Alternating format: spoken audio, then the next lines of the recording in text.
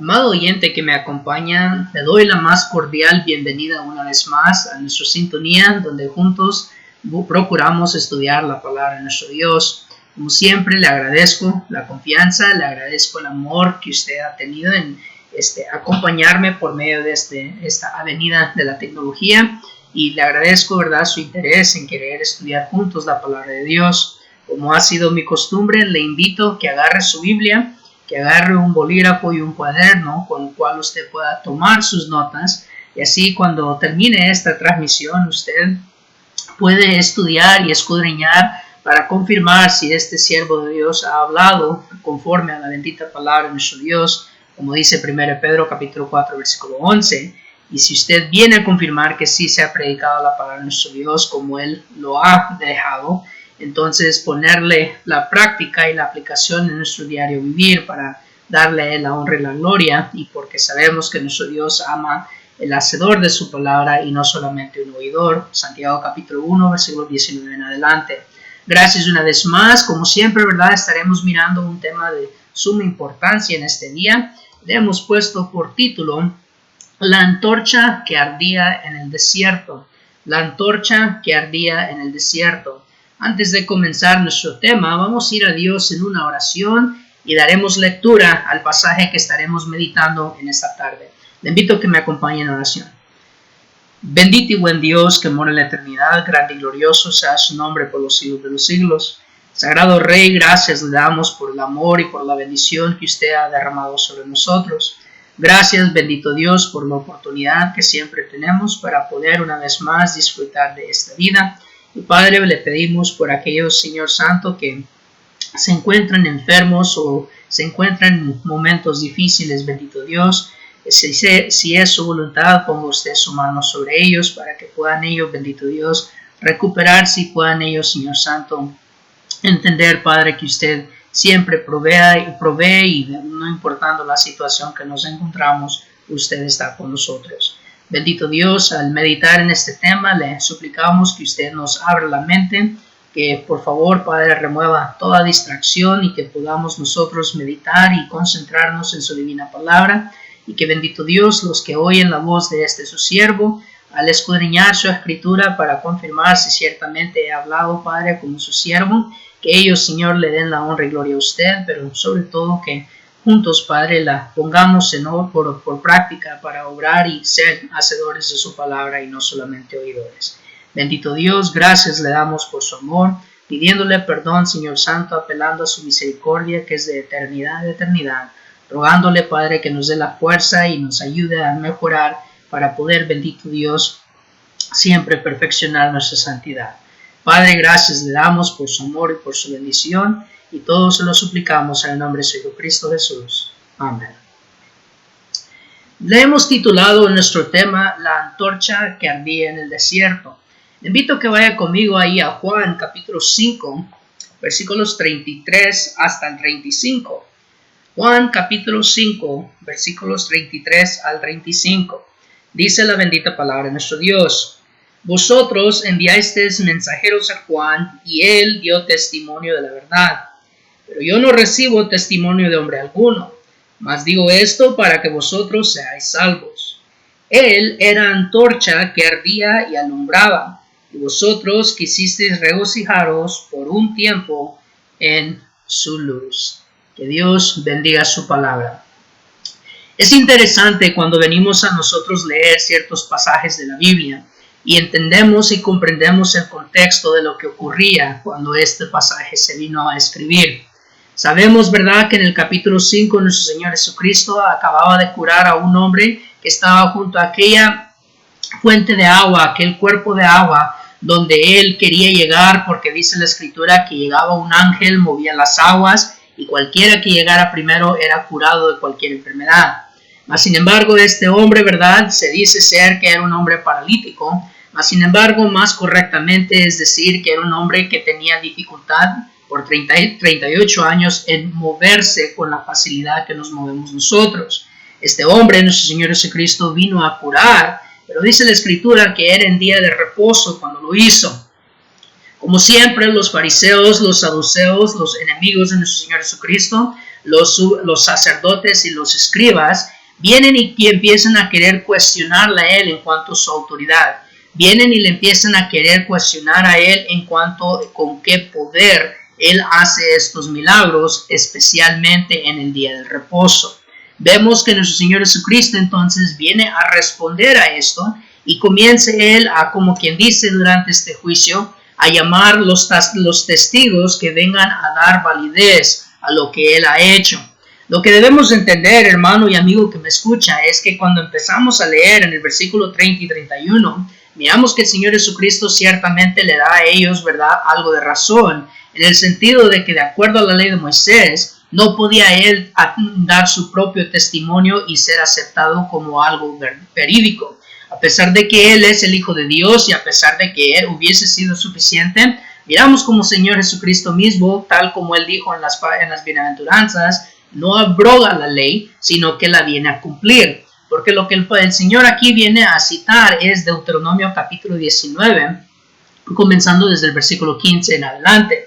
Miramos que él, ¿verdad?, cumple con ese mandamiento que Moisés había establecido en la ley que Dios le había entregado. Miramos claro que la ley es de Jehová, no de Moisés. Pero sin embargo, era necesario que si alguno tenía que hacer una acusación o tenía necesidad de defenderse, la ley de Moisés decía que tenía que haber 2 o 3 testigos que corroboraran ese testimonio. Entonces, lo que el Señor Jesucristo hace en este momento es que Él está llamando a esos testigos. Pero es importante notar lo que el Señor Jesucristo dice aquí, porque la antorcha que ardía en el desierto, sin duda alguna, es una combinación de este pasaje juntamente con el pasaje al principio del libro en Juan capítulo 1, en Mateo capítulo 1 y en Lucas capítulo 3, donde Juan el Bautizador se habla de él como el cumplimiento de la profecía del profeta Isaías, cuando se le llama a él la voz que clama en el desierto. Entonces vemos que ese pasaje es cuando Juan iba a preparar el camino para nuestro Señor Jesucristo. Entonces, esto, hermanos, amigo que me escucha, es lo que viene a ser Juan. Pero cuando nosotros miramos esto, debemos de hacer una aclaración. Observen cómo dice el versículo 33. Vosotros enviasteis mensajeros a Juan y él dio testimonio de la verdad. Observen cómo el Señor empieza a poner sus palabras. Dice, pero yo no recibo testimonio de hombre alguno. Diría uno, ¿verdad? ¿Qué tipo de contradicción es esta? ¿Cómo es posible de que dice que Juan habló de la verdad, mas sin embargo no recibe testimonio de hombre alguno?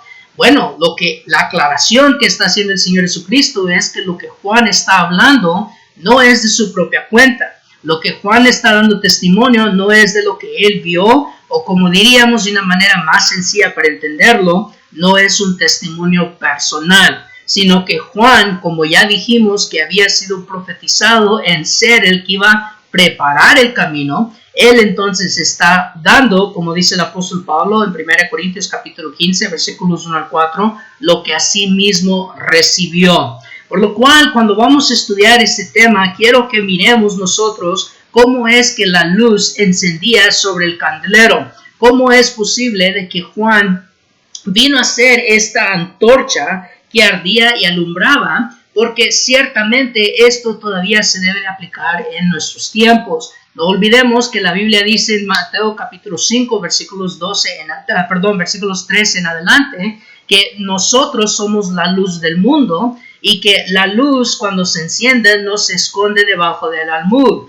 Bueno, ese mismo mandamiento Juan lo está cumpliendo y miraremos en el transcurso de nuestro estudio cómo se puede aplicar mucha de la situación y las circunstancias de Juan muy similares a nuestra sociedad en nuestros tiempos. Pero observemos cómo primero, ¿verdad?, es que la luz encendía. Y debemos entender algo muy importante, porque una vez más, cuando Cristo dice que Él dio testimonio de la verdad, miramos, ¿verdad?, de que Juan no era la luz, sino que Él usa luz prestada de la luz verdadera. Vaya conmigo ahora al principio del Evangelio de Juan. Juan capítulo 1, comenzando desde el versículo 6. Y acordémonos que con el ejemplo de Juan el Bautizador, vamos a nosotros mirar cómo también nosotros hoy en día debemos de dejar o hacer que nuestra luz alumbre. Es decir, cómo nosotros también vamos a dar testimonio a la verdad. Dice el pasaje, hubo un hombre, observe, enviado de Dios. Noten por qué Cristo dice que Él no toma testimonio de hombre alguno. ¿Por qué? Porque Juan fue enviado de Dios. Dice, hubo un hombre enviado de Dios, el cual se llamaba Juan. Este vino por testimonio para que diese testimonio de la luz, a fin de que todos creyesen por él. Nótese, no era él la luz, sino para que diese testimonio de la luz. Aquella luz verdadera que alumbra a todo hombre venía a este mundo. En el mundo estaba y el mundo por él fue hecho, pero el mundo no le conoció. A los suyos vino y a los suyos no le recibieron, no le recibieron. Mas a todos los que le recibieron, a los que creen en su nombre, les dio potestad de ser hechos hijos de Dios, los cuales no son engendrados de sangre ni de voluntad de carne, ni de voluntad de varón, sino de Dios. Le voy a volver a leer a usted ese último pasaje, versículos 12 y 13. Mas a todos los que le recibieron, a los que creen en su nombre, les dio potestad de ser hechos hijos de Dios, los cuales no son engendrados de sangre, ni de voluntad de carne, ni voluntad de varón, sino de Dios. Por esto Cristo Jesús dice que Él no recibe testimonio de hombre alguno.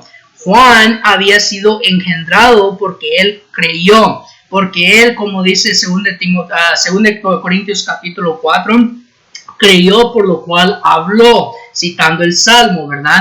Entonces vemos cómo la palabra de Dios, hermanos, es lo que debemos de estar predicando. Lo que debemos de entender es que nosotros, cuando somos la luz del mundo, no se refiere a que somos como el sol o que somos la fuente de luz o nos podemos autoiluminar. Requerimos ayuda, somos una luz prestada. En otras palabras, nosotros somos el reflejo de la luz. Nosotros venimos a reflejar o a imitar la fuente de luz. Acuérdese que durante este tiempo, la palabra de Dios, ¿verdad? Cuando fue escrita, era en tiempos cuando no existía la luz, la electricidad no se había hecho en forma del bombillo, ¿verdad? Miramos que habían lámparas, habían antorchas y habían, ¿verdad? Lámparas de gas.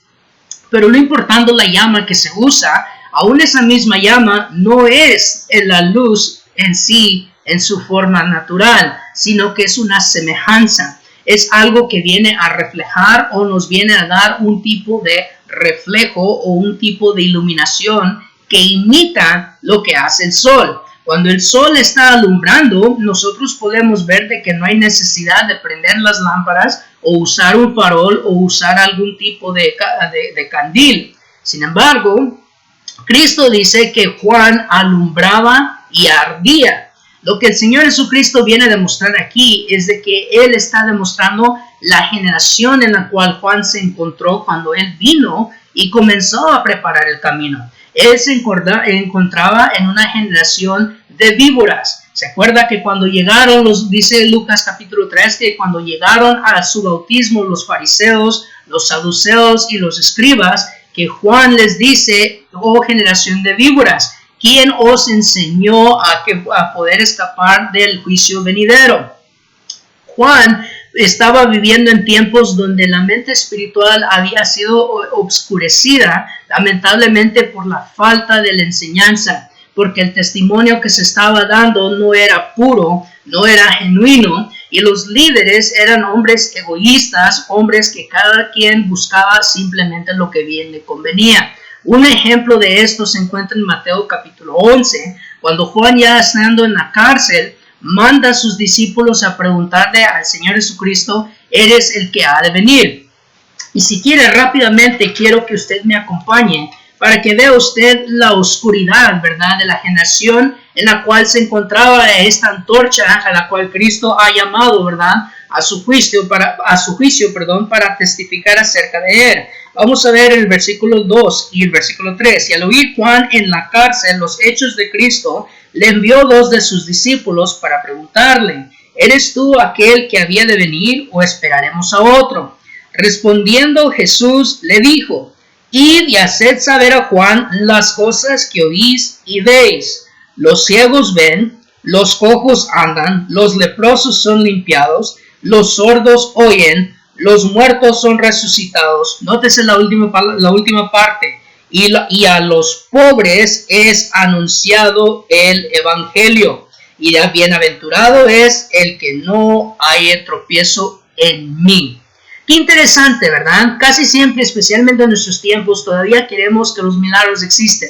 Todavía le queremos dar una importancia a los milagros. Pero cuando usted pone bien atención al versículo 5, Cristo comienza hablando de que los ciegos ven y termina hablando de que a los pobres se les está anunciando el evangelio. No es por accidente. ¿Por qué? Porque los pobres habían sido cegados por la ignorancia. Los fariseos y los saduceos, porque eran pobres, habían ellos determinado de que no valía la pena o que no eran dignos de ser instruidos porque eran pobres. Su pobreza se miraba, ¿verdad?, como una justificación a dejarlos en la ignorancia.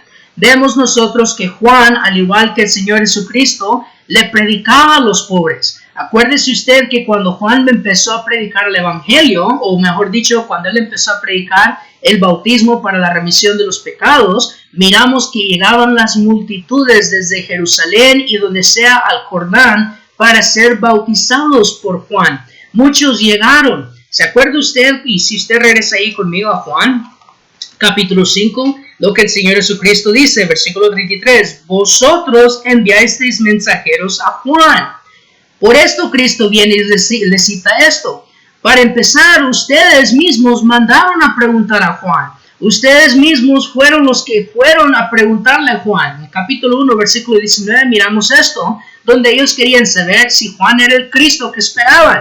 Pero Juan les aclara de que él no era el Cristo, de que él no era el Cristo, sino que él venía a preparar el camino. Entonces, él era una luz prestada, él era un reflejo de la santidad de Dios y era simplemente el que iba a preparar el camino para la luz del mundo, la luz verdadera, la luz divina.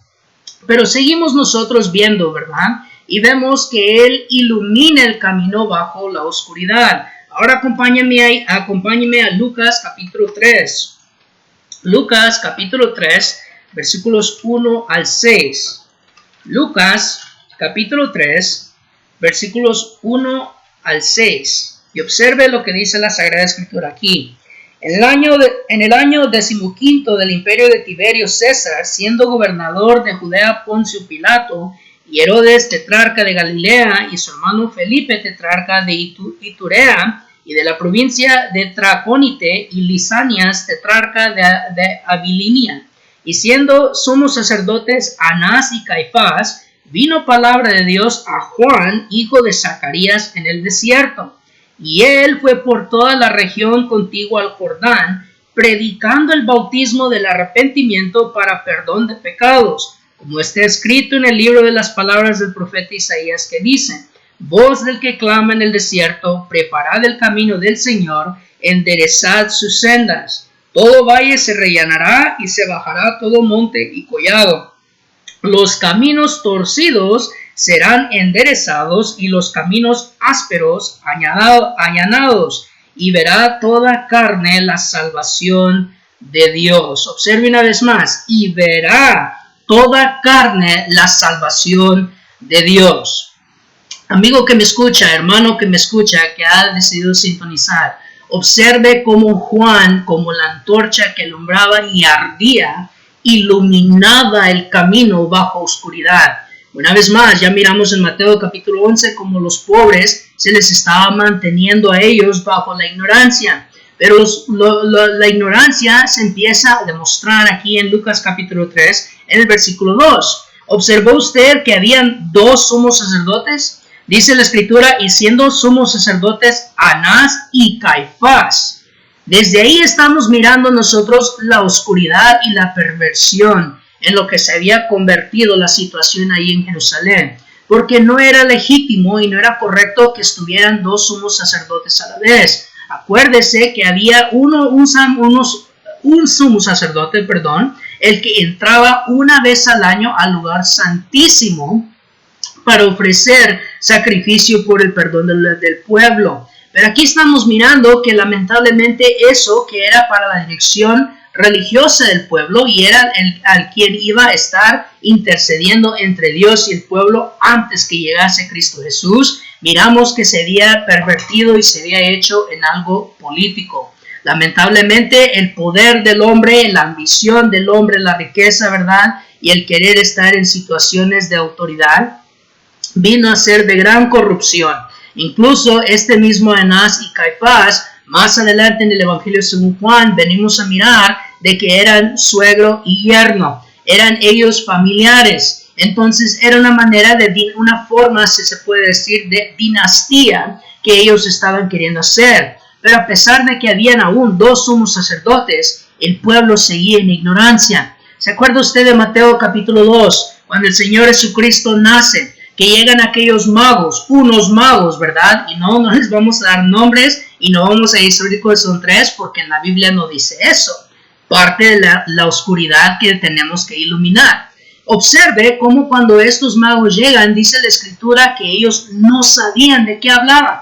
Es una vez más, es Mateo, quien por cierto era judío y era un publicano, viene a iluminar y viene a demostrar la ignorancia cómo había prevalecido en Jerusalén. Cómo se había negado enseñar la palabra de Dios correctamente. Porque unos hombres orientales que vieron en el cielo la estrella y la reconocieron, ¿verdad? Pudieron ellos identificar que el Mesías había nacido, que el Salvador del mundo o el Rey de los judíos había nacido. Mas, sin embargo, Herodes y los que estaban con él no sabían ni tenían idea de lo que estaba ocurriendo. Entonces Dios, hermanos, amigo que me escucha, envía a Juan para preparar el camino, pero tenemos que leer todo el pasaje, todo el contexto, porque en el versículo 5 vemos cómo él iba a restaurar.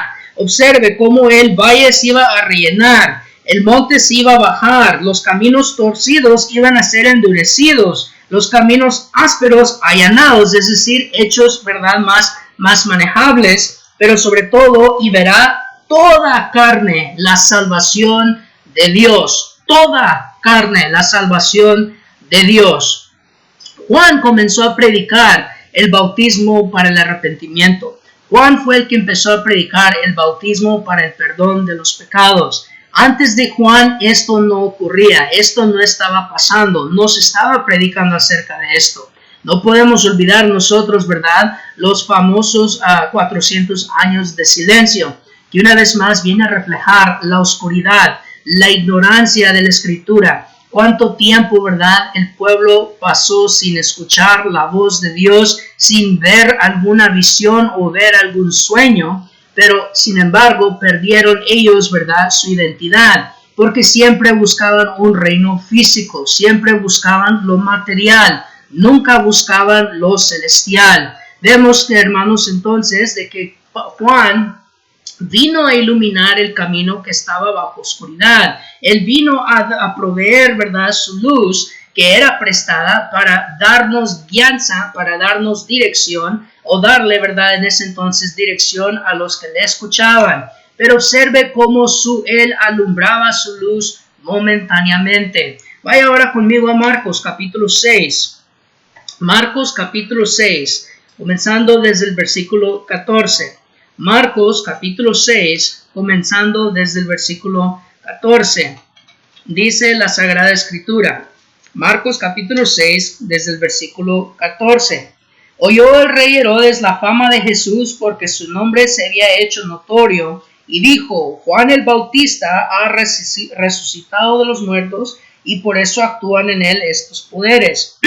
Otros decían: es Elías, y otros decían: es un profeta o alguno de los profetas. Al oír esto, Herodes dijo: este es Juan, el que yo decapité, que ha resucitado de los muertos. Porque el mismo Herodes había enviado y prendido a Juan y le había encadenado en la cárcel por causa de Herodías, mujer de Felipe su hermano, pues la había tomado por mujer.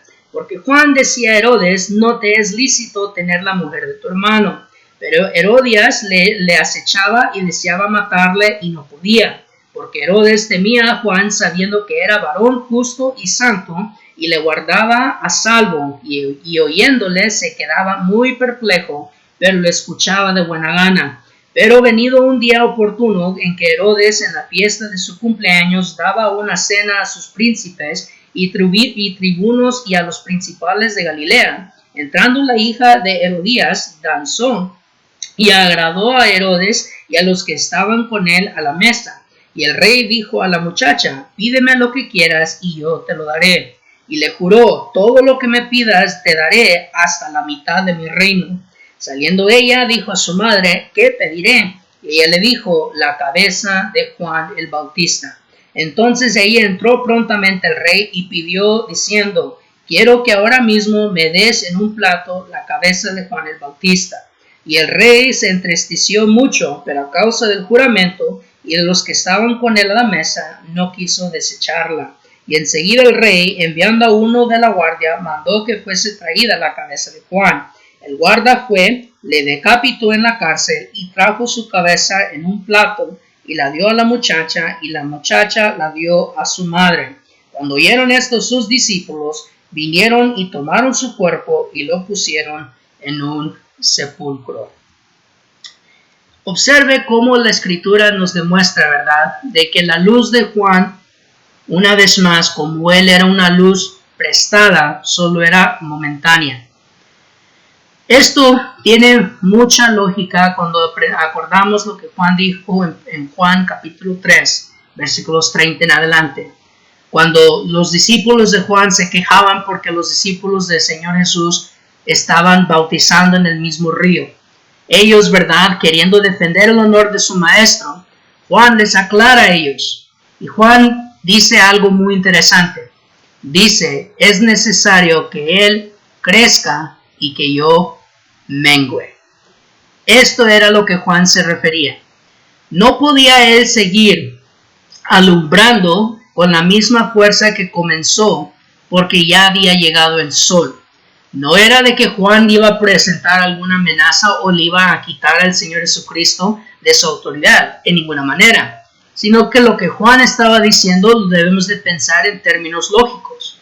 En otras palabras, cuando sale el sol, ya no hay necesidad de una candela o de una lámpara, porque el sol alumbra claramente, trae todo y manifiesta todo a la luz. A eso se refería Juan, que iba a llegar el momento y iba a llegar el tiempo donde él ya no, su propósito y su misión iba a ser cumplida, donde él ya no iba a tener o ser necesario seguir él enseñando y predicando como lo había hecho, porque ya había él cumplido su deber, ya había llegado aquel a quien le preparó el camino. Entonces Juan entendió y siempre supo que él, ¿verdad?, al llegar el Mesías, su misión iba entonces a ser completada. ¿Por qué? Porque Juan también entendía, como el mismo Señor Jesucristo dijo, de que todos los profetas llegaron hasta Juan. Mateo capítulo 11, versículos 7 en adelante. Debemos entender, hermanos, que cuando nosotros estamos predicando el Evangelio, cuando nosotros estamos invitando a aquellos a que escuchen la palabra de Dios, también no es algo que vamos a hacer eternamente. Hay un límite y hay un tiempo cuando nosotros, ¿verdad?, vamos a también poder recibir nuestra gloria. Debemos entender que así como Juan nos demuestra qué significa alumbrar nuestra luz, similarmente nos encontramos en tiempos como los de Juan. Observe los puntos que hemos puesto y vamos ahora a compararlos con nosotros. Observe cómo nosotros también somos una luz prestada de la luz verdadera. Vaya ahora conmigo a 2 Corintios, capítulo 4. Y miren lo que el apóstol Pablo dice ahí en la 2 Corintios, capítulo 4, versículo 5. Dice la palabra de Dios: porque no nos predicamos a nosotros mismos, sino a Jesucristo como Señor, y a nosotros como vuestros siervos por amor de Jesús. Porque Dios, que mandó que de las tinieblas resplandeciese la luz, es el que resplandeció en nuestros corazones para iluminación del conocimiento de la gloria de Dios en la faz de Jesucristo. Nótese, lo primero que usted y yo debemos de aprender de esta antorcha que alumbraba y quemaba y que brillaba, ¿verdad? Perdón, que ardía, que alumbraba y ardía en la oscuridad, es de que nosotros también debemos de alumbrar y también debemos de arder en la oscuridad. Pero nuestra luz no es nuestra, porque como dice el versículo 6, Dios es quien mandó de las tinieblas que resplandeciese la luz. Luz quien es Cristo, luz que es su palabra. Entonces cuando usted y yo enseñamos, dice el versículo 5, ¿verdad? Que no nos debemos de predicar a nosotros mismos, porque nosotros no somos la luz. Cuando nosotros predicamos no es para que nos halaguen, no es para que nos alaben, no es para recibir, ¿verdad? El apoyo donde nos dicen buen trabajo, no, porque la gloria debe de ser de Cristo. Nosotros, al igual que Juan, debemos de siempre recordar que somos nada más luz prestada. Estamos reflejando a la luz que es Cristo. Estamos imitando a la llama que es, a la fuente de luz que es el Señor Jesucristo. Porque Dios es el que hizo resplandecer de las tinieblas. No hay duda alguna que al leer el versículo 6, el apóstol Pablo, está refiriéndose a cuando Dios dijo en el principio, sea la luz, y fue la luz. Juan también en el capítulo 1 de su evangelio, tomando la misma idea cuando comienza, en el principio fue el verbo fue con Dios y el verbo era Dios. Nótese que no por accidente viene a decir y hablar de Cristo como la luz. Y Cristo mismo en el capítulo 8 viene a decir, yo soy la luz del mundo. Entonces, cuando usted y yo vamos a ser como Juan, la antorcha que alumbra y arde en la oscuridad de nuestra sociedad, nosotros no vamos a predicar mi opinión, mi pensamiento, mi parecer. No, como Juan, vamos a preparar el camino porque Cristo va a regresar. Nosotros, al igual que Juan, estamos preparando a la esposa del Cordero para cuando el esposo regrese para las bodas, como se presentan ahí en el libro del Apocalipsis. Entonces usted y yo, hermano y hermana, debemos de predicar lo que dice la Biblia. Debemos de apegarnos a lo que dice la Escritura inspirada, no a mi parecer, no a mi conveniencia, no de acuerdo a lo que yo quiero que diga. Pero dijimos, ¿verdad? O mejor dicho, vimos que Juan también iluminó el camino bajo la oscuridad. Vaya ahora conmigo a Efesios capítulo 5. Efesios capítulo 5. Miren lo que dice el apóstol Pablo aquí. Efesios capítulo 5, comenzando desde el versículo 6. Nadie os engañe con palabras vanas, porque por estas cosas viene la ira de Dios sobre los hijos de desobediencia. Nótese, no seáis pues partícipe con ellos, porque en otro tiempo erais tinieblas, mas ahora sois luz en el Señor. Andad como hijos de luz, porque el fruto del Espíritu es en toda bondad, justicia y verdad, comprobando lo que es agradable al Señor.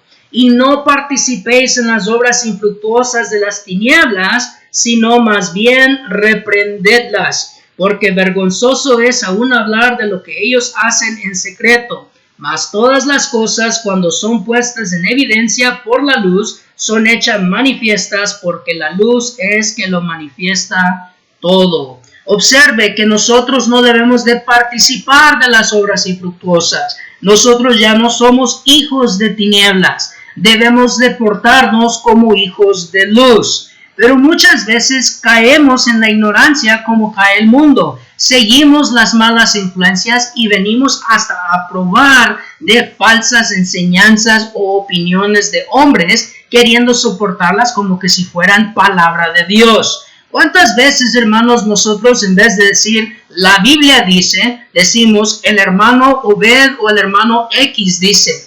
Usted no debe de darme a mí la gloria ni la autoridad porque no tengo ninguna. La gloria y la autoridad es de Dios por medio de la palabra que Él ha inspirado.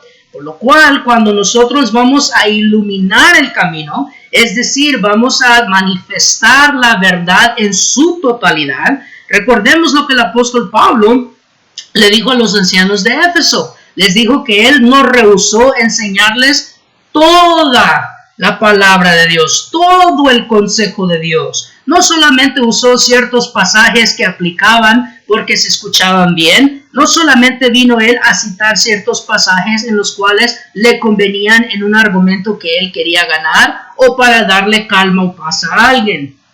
Hoy en día, especialmente por todas las circunstancias que nos encontramos, hermanos, triste y lamentablemente han habido muchos que han sacado pasajes fuera de su contexto, que no lo han escudriñado y los quieren aplicar como que son aplicables para que se calmen las personas o justifiquen las conciencias de los que no están haciendo la voluntad de Dios. Pero eso es pecado, hermanos, porque cuando usted escucha eso, su responsabilidad no es aceptarlo inmediatamente. Mi responsabilidad no es aceptarlo inmediatamente, es escudriñar el pasaje, estudiarlo y dividir bien la palabra de verdad. Según de Timoteo capítulo 2, desde el versículo 15, dice que debemos de presentarnos delante de Dios como obrero que no tiene de qué avergonzarse. ¿Qué significa eso? Que 1 Pedro capítulo 3, versículo 15 en adelante, si alguien viene a preguntar o demandar respuesta de mí, yo voy a poder contestar correctamente, porque yo estudié, porque yo escudriñé, y al igual que los de Berea, Hechos capítulo 17, versículo 11,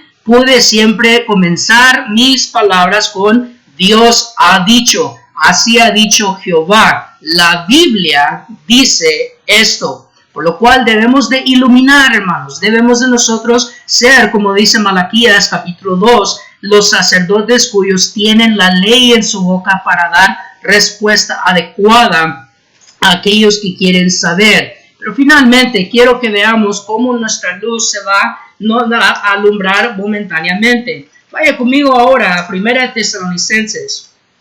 La primera epístola a los Tesalonicenses, capítulo 5. 1 Tesalonicenses, capítulo 5, comenzando desde el versículo 1. Pero acerca de los tiempos y las ocasiones no tenéis necesidad, hermanos, de que yo os escriba, porque vosotros sabéis perfectamente que el día del Señor vendrá así como ladrón en la noche, que cuando digan paz y seguridad, entonces vendrá sobre ellos destrucción repentina, como los dolores a la mujer encinta, y no escaparán. Mas vosotros, hermanos, no estáis en tinieblas, para que aquel día os sorprenda como ladrón, porque todos vosotros sois hijos de luz e hijos del día. No somos de la noche ni de las tinieblas. Por tanto, no durmamos como los demás, sino velemos y seamos sobrios. Pues los que duermen de noche duermen, y los que se embriagan de noche se embriagan. Pero nosotros que somos del día, seamos sobrios, habiéndonos vestido con la coraza de fe y de amor y con la esperanza de salvación como yelmo. Porque no nos ha puesto Dios para ira, sino para alcanzar salvación por medio de nuestro Señor Jesucristo, quien murió por nosotros para que ya sea que velemos o que durmamos, vivamos juntamente con Él. Versículo 11. Por lo cual, animaos unos a otros y edificaos unos a otros, así como lo hacéis. Fíjese lo que dice el apóstol Pablo en el verso 10. Dice, ya sea que velemos o que durmamos, sea que el Señor regrese o sea que muramos antes de que Él regrese. La realidad es de que nuestra luz, nuestra lámpara, nosotros como la candela, va a llegar a su fin. Nosotros como la candela, cuando está quemando, no vamos a durar para siempre. En otras palabras, nosotros no vamos a estar en este mundo, en esta situación humana para siempre, sino que nosotros vamos de pasada. Por esto es que debemos de alumbrar el camino. Debemos de hacer que nuestra lámpara alumbre mientras podamos nosotros alumbrar el camino. Porque va a llegar el tiempo donde nosotros vamos a ser dados nuestro reposo eterno si permanecemos fieles hasta la muerte. Cristo va a regresar, al igual que Juan el Bautizador. Nosotros es nuestra responsabilidad de reflejar a Cristo en nuestras vidas y en lo que predicamos. Cristo no recibe el testimonio de hombres. ¿Por qué? Porque lo que debemos estar predicando es la verdad de Dios. Debemos de guiar a las almas perdidas a la luz que es Cristo. Nosotros debemos de ser, como dice el Salmo 119, 105, esa lámpara a los pies de ellos y esa luz que guía el camino de ellos. No con nuestra opinión o nuestros pensamientos, no. 2 Corintios capítulo 10, versículos 1 al 4 nos enseñan que nuestras armas no son carnales, sino espirituales. Debemos usar la luz que es la Biblia para darle y proveerle luz a aquellos que buscan llegar a la salvación. Pero finalmente, debemos de entender y recordar que nos debemos de animar los unos a los otros, nos debemos de alentar los unos a los otros, que tenemos una vida mejor que nos espera, de que estamos mirando a lo eterno, a lo invisible, no a lo transitorio, no a lo material. Por eso Colosenses capítulo 3, versículos 1 al 3 nos dice que pongamos nuestra mirada en las cosas de arriba, no en las cosas terrenales. Por esa razón debemos de usted y yo no preocuparnos, como dice 2 Corintios capítulo 4, ¿verdad? Que nosotros no miramos lo que se puede ver porque son temporales, sino que miramos lo que no se ve porque lo que no se ve es eterno. Entonces, usted, amigo y hermano, ¿qué está mirando cuando hace un argumento? ¿Usted está alumbrando en medio de esta generación perversa? Filipenses capítulo 2, comenzando en el versículo 12 hasta el versículo 15, nos invita y nos exhorta el apóstol Pablo, inspirado por el Espíritu Santo, de que usted y yo debemos de refulgir. Nuestra luz debe de ser fuerte, debe de iluminar como los rayos de un sol en medio de una generación perversa.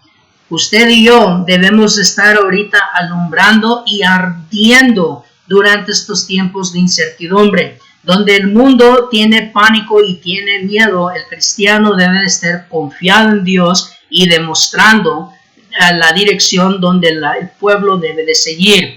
Nosotros debemos de ser como aquel farol que dirigen a los marineros que andan de noche sobre el mar rugiente.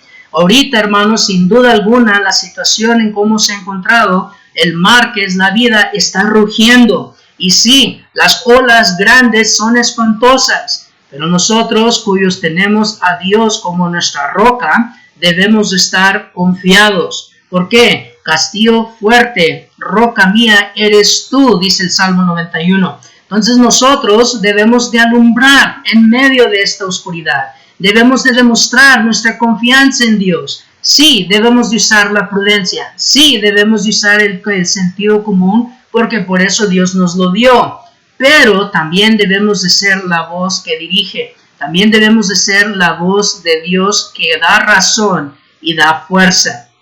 Así que, amigo que me escucha, como siempre yo le animo, ¿verdad? Busque una iglesia de Cristo fiel donde usted pueda seguir adorando. Busque usted una iglesia de Cristo donde se le pueda enseñar más la Sagrada Escritura y usted pueda venir a los pies de Dios. Buscamos por medio de esta sintonía cada vez que este siervo tiene el honor de hacerlo, en alumbrar mi luz delante de usted.